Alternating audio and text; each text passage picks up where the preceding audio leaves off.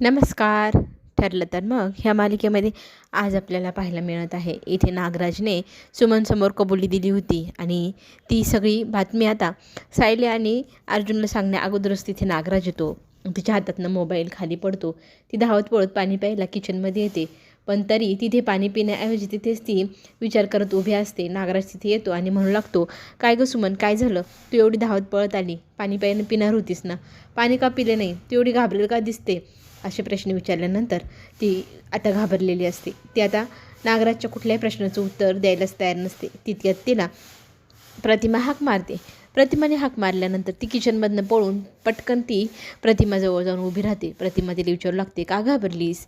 नागराज तिला पाण्याचा ग्लास भरलेला घेऊन तिच्या मागे मागे जात असतो. प्रतिमा विचारू लागते, पण आता इथे सुमन काहीही सांगत नाही, फक्त घाबरलेली बिथरलेली दिसू लागते. आणि नागराज म्हणू लागतो, बघा ना वहिनी कशी करते ही, हल्ली ना ही फारच विचित्र वागायला लागली, विसरायला पण लागली. हिने ना पाणी प्यायचं म्हणून पाण्याचा ग्लास भरला आणि पिली पण नाही आणि इकडे थेट निघून आली. तिला तो खुर्चीवर बसवतो. तिला पाण्याचा ग्लास तोंडाला लावून पी ना पी म्हणत म्हणत जबरदस्ती तिच्या तोंडाला पाणी पाजू लागतो. आणि इकडे अर्जुन आणि सायली पोचलेले असतात दारामध्ये. ते हे सगळे प्रकार पाहत असतात. तितक्यात प्रतिमा त्यांना पाहते आणि म्हणते, अरे तुम्ही इथे? मग ते म्हणू लागतात, हो आलो आहे आम्ही आज सुमन काकूंना भेटायला. नागराज म्हणतो, आपला दोन्ही कुटुंबांचा किती छान बॉन्ड आहे ना, एकमेकाची किती काळजी असते. सुमनच्या विचाराने तुम्हाला एक आसवीस होतं, सुमनला भेटायला तुम्ही आलात ना, आता तुम्ही आले म्हटल्यानंतर सुमनलाही छान वाटेल, सुमनचं मन रमेल. सुमन बघ, तुला भेटायला अर्जुन सायली आली, त्यांच्याशी गप्पा मारल्या की तुला खूप छान वाटेल हां. तर इथे अर्जुन आणि सायली तिला खुणवत असतात की शांत राहा, घाबरू नको. आणि नागराज त्यांना म्हणत असतो, आता तुमच्याशी तिने गप्पा मारल्या की तिला खूप बरं वाटेल, तुम्ही दोघं थांबाल ना थोडा वेळ तिच्यासाठी? तर इथे अर्जुन आणि सायली म्हणू लागतात, हो त्यांना भेटायला आलो आहे, मग त्यांच्याजवळ थांबूही आम्ही, काळजी करू नका. मग तो म्हणू लागतो, मला ना 1-2 कॉल पण करायचे आहे.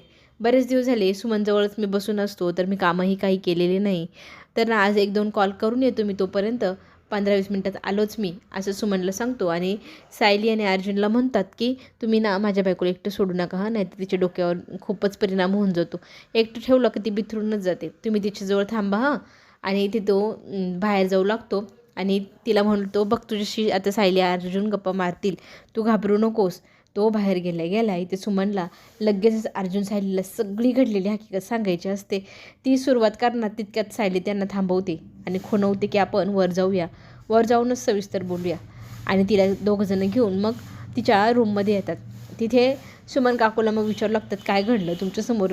काकाने कबुली कशी काय दिली? आजपर्यंत तर कधी कुणाला दिलेली नाही, घाबरू नको आणि सांग सगळं मला, असं म्हणत असं अर्जुन पण विचारू लागतो. सुमन आता ढसाढसा रडू लागते. तिला अजिबात ह्या गोष्टीची कल्पना नव्हती की आपला नवरा एवढा खुनशी स्वभावाचा असेल. इतके दिवस चांगुलपणाचं पांघरून घातलेला नागराजचा खरा चेहरा सुमनसमोर आला. सुमन इथे बिथरली रडू लागते, ढसाढसा रडत असते. आणि रडता रडता मग ती सांगू लागते, ह्याच ठिकाणी काल रात्री ह्यांचा मी वेगळाच खुनशी चेहरा पाहिला, त्यांनी सगळी कबुली दिली. माझ्यासमोर बोलताना ते इतकी निर्लज्जाने नालायकपणे बोलत होते, जणू काही त्यांनी मोठा तीरच मारलेला आहे. त्यांचं ते बोलणं ऐकून तिला रडायला येत होतं. ती रडत असते. तितक्यात ना प्रतिमा कॉफी घेऊन आलेली असते अर्जुन सायलीसाठी आणि सुमनला रडताना पाहते आणि म्हणते, बघा ना, जेव्हापासून सुमन वापस आले ना तेव्हापासून सारखं रडत असते आणि तिच्या रडण्याला सीमाच नाही. काय करावं मलाही सुचत नाही कधी कधी. सुमनला सावरत ती रडायचं बंद कर म्हणू लागते आणि सुमन मग डोळे पुसते. इथे आता इतक्यात मी आलेच खालून, असं म्हणत प्रतिमा खाली जाते. तुमच्यासाठी नाश्ता बनवते असं सांगते. आणि प्रतिमा गेल्यानंतर आता अर्जुन सायली पुन्हा एकदा आता काकूशी गप्पा मारू लागतात. काय काय घडलेलं सगळं ऐकत असतात. आणि तो व्हिडिओ कुठे आहे म्हणून आता सायलीने विचारल्यानंतर ती मोबाईल शोधू लागते. मी इथेच ठेवलं होता. मग ती डोळे बंद करून आठवते की माझ्या हातातनं मोबाईल खाली पडला होता. मग सायलीच्या पायाजवळ मोबाईल असतो, तो उचलते आणि मग व्हिडिओ दाखवायला बघू लागते फोनमध्ये. इकडे मात्र सचिन फार खुश आहे. त्याला माहिती आहे की आपण जे नाटक केले, आपण अन्नपाणी त्यागणार, आपण जीव देणार, जोपर्यंत अस्मिता माफ करत नाही, आता अस्मिता नक्कीच विरघळणार आणि सगळं विसरून ती त्याला माफ करणार आणि त्याला पुन्हा एकदा थाटामाटात त्यांच्या घरात बोलवलं जाणार. ह्या गोष्टीवर त्याचा आता ठाम विश्वास आहे. आणि आपल्याला इतका आनंद झाला आहे, तो सगळ्यांसमोर आता व्यक्त करायला तयारच बसलेला आहे. त्याचं इतकं मोठं टेन्शन पैशाचं कमी होणार अस्मिताने माफ केल्यानंतर, याची त्याला चांगलीच जाणीव आहे. मग तो सॅम ब्युटिफुल आज ना मी खुश आहे तर आपण बाहेर जाऊया म्हणू लागतो. तर ती म्हणते नाही बाहेर नाही. तर तो म्हणतो का नको, दरवेळेला तू नाही म्हणत असते, आपण जरा सेलिब्रेट करू, माझे ना एका बँकेत पैसे अडकले, ते येणारच आहे लवकर, ते आले की मी सगळे तुझ्यावरच खर्चणार. ती म्हणते मला तुझे पैसे वगैरे काही नको, फक्त तुझी साथ हवी. पण तो म्हणतो नाही आता माझ्यासोबत बाहेर फिरायला चल. आता तिला जबरदस्ती तो बाहेर घेऊन जात असतो. इकडे अर्जुन आणि सायली आता व्हिडिओ पाहणार, पण तो व्हिडिओ काही केल्या मोबाईलमध्ये प्लेच होत नसतो. तर इथे सुमन म्हणते नाही तो व्हिडिओ मी पाहिला, मी ऐकतच होते, तितक्यात माझ्यासमोर नागराज आला आणि माझ्या हातातनं मोबाईल खाली पडला.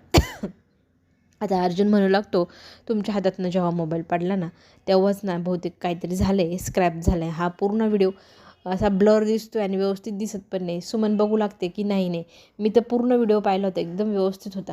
आता अर्जुनने ती विचार करतो की काय करावं. असं झाल्यानंतर मोबाईल खाली पडला त्याच वेळेला त्या व्हिडिओला स्क्रीनला काहीतरी झाले, हे त्याच्या लक्षात येतं. तर तो म्हणतो एक ॲप आहे जे ॲपमध्ये असे व्हिडिओ टाकले की ते पुन्हा एकदा क्लिअर दिसतं, आपण ना त्यात ट्राय करूया. आता ते ना व्हिडिओ पुन्हा एकदा त्या ॲपला डाउनलोड करून पाहायचं ठरवतात. ॲप डाउनलोड झालं की नाही म्हणून सायली सतत विचारते. तर अर्जुन म्हणतो थांब ना होतं आहे थोडंसं. तर बघता बघता तो व्हिडिओ त्या ॲपमध्ये व्यवस्थित डाउनलोड झालेला असतो आणि मग तो व्हिडिओ प्ले केल्यानंतर आता इथे अर्जुन आणि सायलीला सगळ्यात मोठा धक्का बसणार. कारण नागराजने इथे जी काही कबुली दिलेली आहे आजपर्यंत केलेल्या गुन्ह्यांची, त्याचा काही हेतू होता, सगळं काही त्या व्हिडिओमध्ये एकदम क्लिअर कट दिसू लागतं. आणि आपल्या नवऱ्याचा असला दुसरा चेहरा सुमनने पाहिल्यानंतर तिला तर अजिबातच विश्वास बसत नाही की हा माणूस माझा नवरा आहे. आता तो जेलच्या बाहेर राहिला तर तिला त्रास देईल ह्या गोष्टीची पण तिला जाणीव आहे. ती म्हणते हे नक्की जेलमध्ये जातील ना, जर हे बाहेर मोकाट राहिले तर माझा जीवच घेऊन टाकतील, 100% मला खात्री आहे. तर अर्जुन म्हणतो 2-3 तास अजून ना तुम्ही असंच कंटिन्यू करा की तुमच्या डोक्याला परिणाम झाला आहे. मी ना तोपर्यंत बाहेर सगळी सेटिंग लावून देतो, पोलिसांनाही व्हिडिओ टाकतो, तोपर्यंत कुणालाही कबूल होऊ नको, असंही सुमनला अर्जुन सायली सांगतात. अस्मिताची काळजी वाटत असल्यामुळे तिच्या रूममध्ये कल्पना जाते. अस्मिता विचार करत बसलेली असते. तर इथे ती मुलीजवळ जाऊन बसते आणि म्हणते अगं तू झोपली का नाहीस. तर ती म्हणते मी झोपले, दिवसभर बी झोप येत नाही, रात्री पण येत नाही, सतत मला सचिनचाच विचार माझ्या डोळ्यासमोर येत असतो, काय करावं मला खरंच सुचत नाही. आईच्या मांडीवर डोकं ठेवून मग ती रडू लागते आणि सांगू लागते की काय करावं मला खरंच कळत नाही. माझं बाळ जन्माला येईल त्यावेळी त्याला बाबा असायला हवा ना, जर त्याला बाबा नसेल तर तो कसा असेल. तो जन्माच्या वेळेला त्याचा बाबा तिथे त्याच्यासाठी असावा असं तिला वाटतं. तर कल्पना म्हणू लागते की तू अशी दोन विचार करू नको, तुझं मन तुला तू त्याच्या बाजूने सांगतं, मध्ये तुझ्या मनात चाललंय काय, तुला त्याला माफ करायचंय की तुझा राग तसाच ठेवायचे. खरं तर आता बाळाची जोपर्यंत डिलिव्हरी होत नाही तोपर्यंत तू ह्या गोष्टीचा विचार करू नको. डिलिव्हरी झाल्यानंतर तू घेतलेला निर्णय आम्हाला सगळ्यांना मान्य असेल. तुला त्याच्याकडे जायचं असेल तर त्याच्याकडे जा, इथे राहायचं असेल तर इथे राहा, असं कल्पनाने स्पष्टच अस्मिताला सांगितलेले. आणि नागराज बाहेर फोनवर बोलत असतो तितक्यात त्याला प्रियाचा फोन येतो आणि प्रियाला म्हणू लागतो की कशाला फोन केला आहे. तर ती सांगू लागते की 2-4 तास होऊन गेले, इथे सकाळपासून अर्जुन सायली काही घरात दिसत नाही, कुठे गेली त्याचाही अंदाज लागेना. तर ही माहिती आता महत्त्वाची म्हणून मी तुला सांगितली.